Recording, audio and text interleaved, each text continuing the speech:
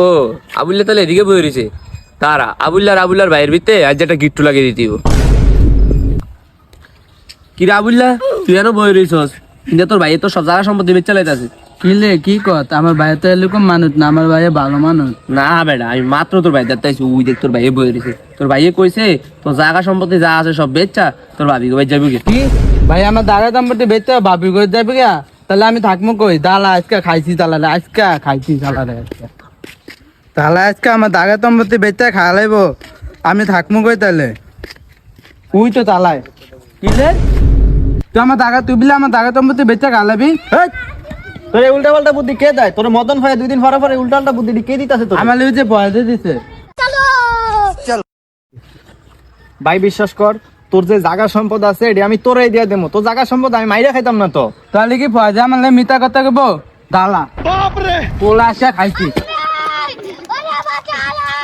ভাই ভাই ভাই ভাই থাম থাম থাম থাম। তুই আর কি কবি? তুই আমার জায়গা তুমি মারা খাইছে তাত। ভাই তোর যদি বিশ্বাস না হয় তাহলে আমরা মেম্বার কাকার দ্বারে যাই, মেম্বার কাকা আম করে সবকিছু বুঝিয়ে দিব। তোর জায়গা জমিন তোরে ভাগ করে তোর আচ্ছা ঠিক আছে চল। আয়।